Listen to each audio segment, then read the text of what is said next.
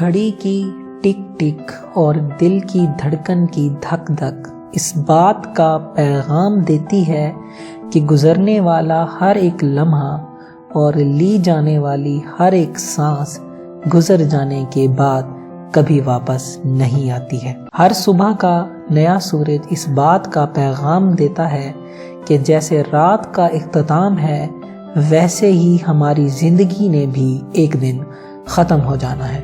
ہم جیسے ہی پیدا ہوتے ہیں ہمارا کاؤنٹ ڈاؤن سٹارٹ ہو جاتا ہے۔ ہر گزرتے دن کے ساتھ ہم موت کی طرف جا رہے ہوتے ہیں۔ دیکھتے دیکھتے 1 سال، 2 سال، 5 سال، لڑکپن، جوانی، بڑھاپا، بستر مرگ اور پھر موت، یہ ہے ہماری زندگی کا سفر۔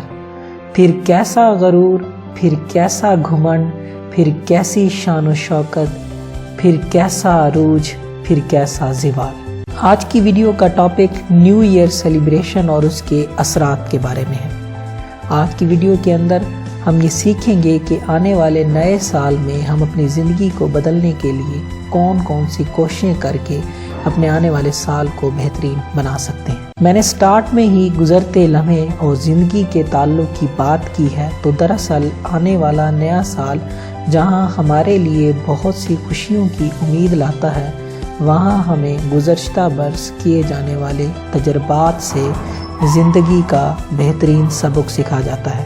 میں یہ نہیں کہوں گا کہ نئے سال کی خوشی منانا جرم ہے، گناہ ہوتا ہے وغیرہ وغیرہ، مگر اتنا ضرور کہوں گا کہ جب بھی ہم کوئی کام شریعت سے ہٹ کے کرتے ہیں، وہ چاہے مسجد میں بیٹھ کر کیا جائے یا جائے نماز پر کھڑے ہو کر نماز میں کیا جائے، وہ گناہ کے زمرے میں آتا ہے۔ تو سال نو ہو یا پھر کوئی اور فنکشن، اگر اسلام کی حدود کو مد نظر رکھ کر کیا جاتا ہے تو وہ گناہ نہیں ہوتا۔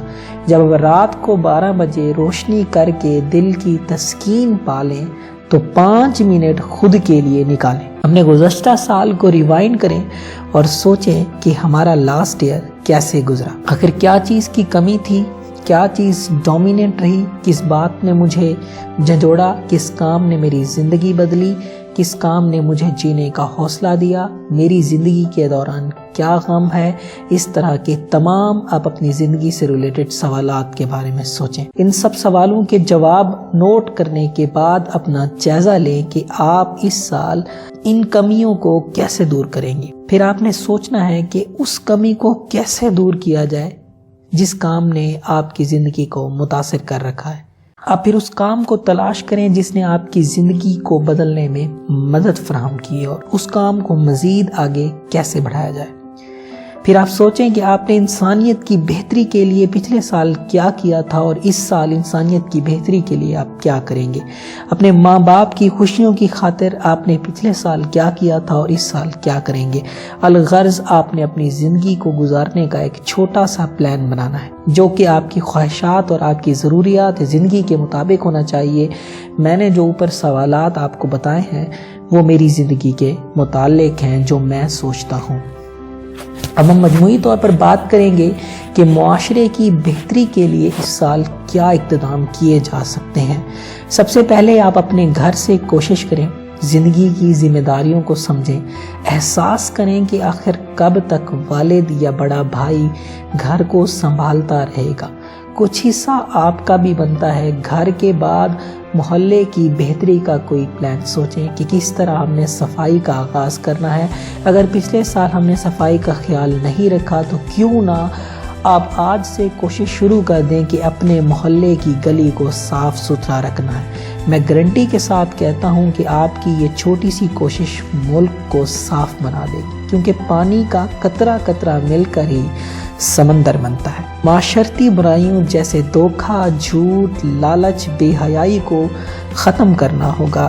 اور اگر گزشتہ سال آپ نے جھوٹ بولے ہیں تو اس سال عہد کریں کہ مر بھی جانا ہے تو جھوٹ نہیں بولیں، کیونکہ جب ہر انسان اپنی اصلاح کر لیتا ہے تو یقین کریں پورے معاشرے کی تقدیر بدل جاتی ہے۔ پھر ایسا معاشرہ تشکیل پا جاتا ہے جہاں زکوٰۃ دینے والے تو ہزاروں ہوتے ہیں مگر لینے والا حقدار کوئی نہیں مل رہا ہوتا۔